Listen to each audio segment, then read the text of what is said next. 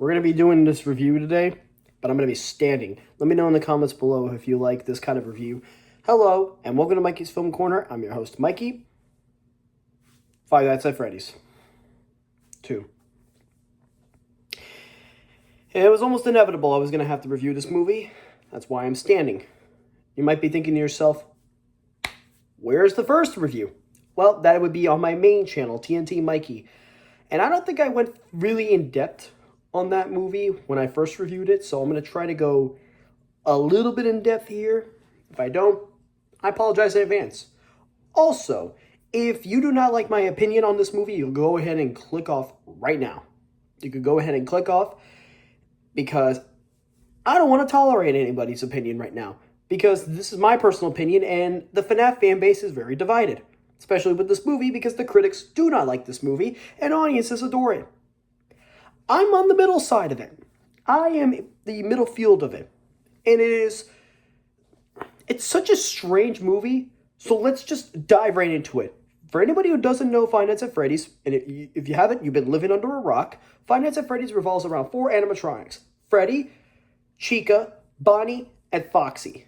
Now, each of these animatronics are cursed by the souls of kidnapped children. At least that's what the movie lore is. In the games, I don't remember it too well, but I do remember most of the other lore. Like, there's a character named Sister, there's a marionette, which they introduced in the second movie and in the second game, who is a protector of a little girl named Charlotte.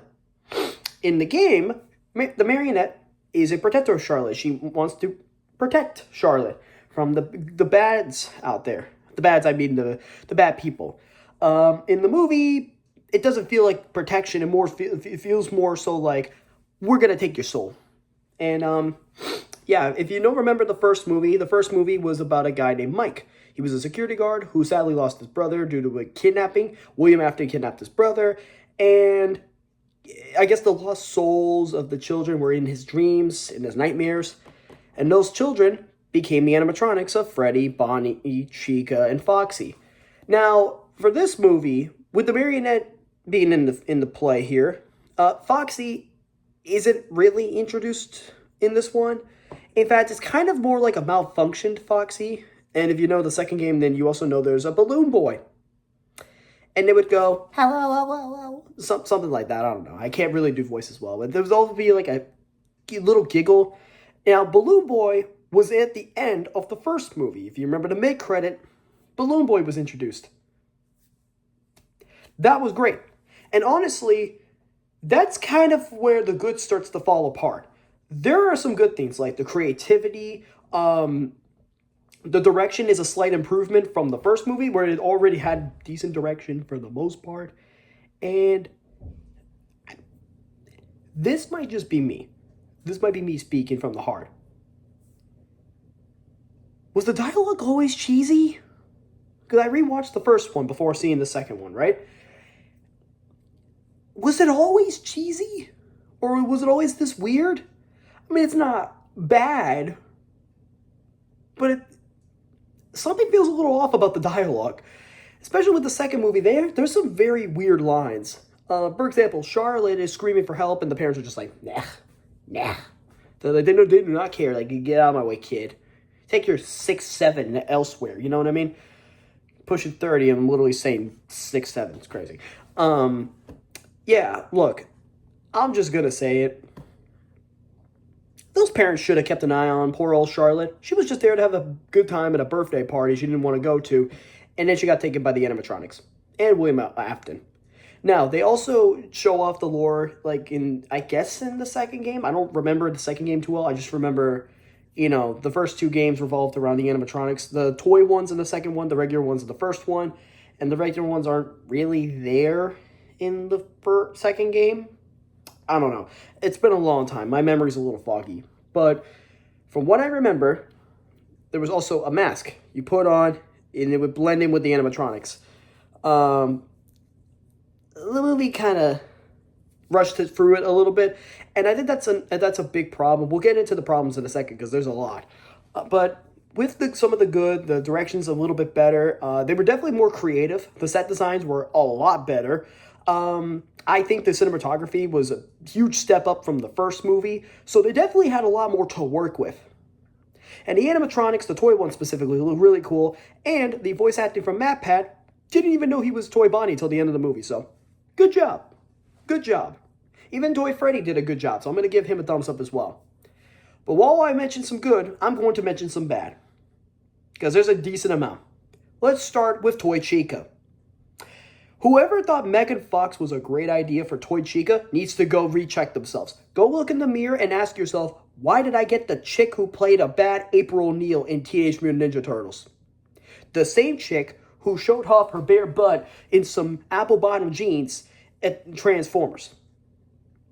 Or in Transformers. I said at, like the ride at Universal. The fact that you were able to hire Megan Fox for a movie like this is inexcusable.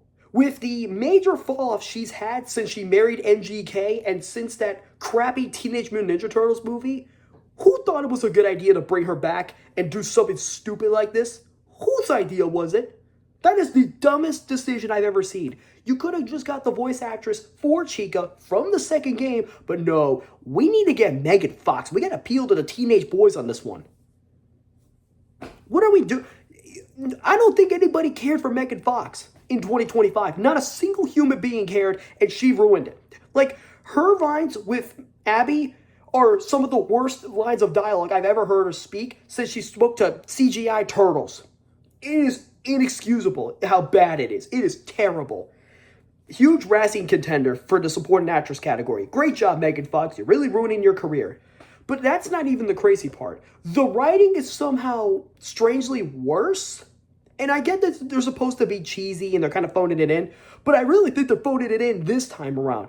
I feel like Mike is stupider than the first movie. I feel like he was more intelligent in the first movie. And like he had a reason to be intelligent. Now he's just kind of the dummy. Yeah. Sorry, LA Night meme. Listen. Mike is a smart guy, okay? He was able to save his sister from the marionette. He's a smart dude. But some of his lines of dialogue doesn't make him feel smart at all. And he feels like he's just there just to aura farm. Insert Josh Hutcherson meme here. Like, he's just there. He's just there. And Vanessa, I'm sorry, but Vanessa kind of stinks. Now, her dream sequence, her little nightmare-ish vision of her dad, William Afton, was kind of cool and creative, but the execution of the end of the sequence was a little stupid. Like, you just shoot him twice and then he just falls like in a goofy way. No. We can do better than that. You have more creative ideas, Scott Cawthon. And speaking of Scott Cawthon, you know, the creator of the games, you sure do not have a lot of other great ideas of dialogue, do you? Can you think of anything smart with your dialogue? You had a good thing going with the aunt. They say that she got arrested, but I swear I thought Freddy killed her off. Maybe I'm the crazy one. I might have to rewatch it again, because I swear I thought she died. But maybe I'm wrong. But you know you're an intelligent guy, right? You made some way worse dialogue than the first movie. And the direction is a huge improvement, as I mentioned. Maybe even slight, but like, you didn't really give the director not much to work with here, did you, Scott? Could have done a lot better. I would have hired Scott the Wasp personally if I was a producer. I'm just saying. And he doesn't even do FNAF. I would have hired Markiplier. And speaking of Markiplier, still no Markiplier in any of the movies, though we did get MatPat. Where's Markiplier? I get he has the Iron Lung movie coming out, and I can't wait for that. But, like, what are we doing? You have a missed opportunity here. Markiplier would have been a huge role for this movie. You could have made him the science teacher. At least Wayne Knight, a.k.a. Newman, is at least likable enough to be killed off, and he's kind of funny. I'm going to be honest. He's kind of funny. If you didn't like Newman in this movie, I'm sorry to tell you, he's kind of funny. Sorry. Michael Jordan's sidekick is actually pretty funny. And that's kind of a problem. There are really good moments where I'm laughing, and then there are really bad moments where I'm cringing on the inside. And I think that, like, the one thing other than, you know, Megan Fox being in the movie that made me really not happy was McKenna Grace's acting, and then her eventually getting killed off and possessed by the marionette. McKenna Grace did way better in a romantic drama with Hiccup from How to Train Your Dragon, aka Finney Blake from the Black Phone movies, better than she did in this movie. How is that possible? How is that possible? I'm in disbelief. I'm an honest to God disbelief. Now, for the rating. I mentioned some good stuff. I mentioned some bad stuff. Let me go over the good and bad again, just so that if you've been skipping through. The good. Direction. Much better. Creativity, huge improvement. Set design, not bad. Actually, much better than the first movie. Where the pizza place looks cool, this one feels like a real 80s diner and like an old school Chuck E. Cheese. Like the carousel, the moat, really cool looking. The editing, while the editing I wasn't crazy about with the first one, I didn't really care too much. This one, I analyzed it a little bit and I'm like, yeah, not bad. They made some good choices, just like the first movie, but the camera work was a huge improvement. I love the shots they were going with, and I actually like some of the running scenes. They're pretty good. Especially some of the street scenes where Abby's on her bicycle, they look cool. And some of the acting's okay. There's some good acting and some bad acting. That's where we go to the bad. Some of the supporting cast is not the greatest. Megan Fox in particular. Also, the ending's kind of crazy. I think it's funny than it is bad, just because the way people are labeling it is like an Avengers-style ending, so I'll give them that. It's kind of entertaining. It's just kind of a little rushed, in my opinion. Though I will give credit, you really thought they would have killed more people at that Fast Fest, you know? But that was kind of an underwhelming thing, too. Like, the animatronics were just there to aura farm. And same with Michael Afton, by the way. He stinks. He didn't do anything. Bro was also hitting the insert Josh Hutcherson meme here. Like, what are we doing? It's crazy. So, but some of the animatronics and Michael Afton were just aura farming. It's crazy. Aura farming in a FNAF movie is insane. But, you know, some of the dialogue wasn't also the greatest. There were some good lines from some of the cast, but not some great lines from some bad people. Again, Megan Fox in particular. I feel like some of the movie was a little rushed. I feel like you could have gotten this to like at least an hour 50 plus. I feel like a 2-hour long movie would have been great. No Springtrap, although we did get William Afton in the opening of the movie, and we got him a little bit at the end, like the big credit where Springtrap is still technically alive, but we kind of knew that at the end of the first movie, so I'm surprised they didn't utilize him that much at all. Kind of a bummer. But other than that, I'm going to go in and give this movie a 6 out of 10. Yeah, I thought about it. I originally was going to give this a 5. I'm even surprised I'm giving it a 6. Let me explain why. I may have hoped for the third movie if the following are met. Number 1, Matthew Lillard is in the majority of the movie. With the first movie, he was there for half the movie. This movie, he wasn't there that much. And then you had Skeet Ulrich to replace him. Scream Buddy. If you know, you know. For this movie, that third movie, if they're going to do it, he has to be there the whole time. Almost the whole time. Maybe 3/4 of the movie has to be him.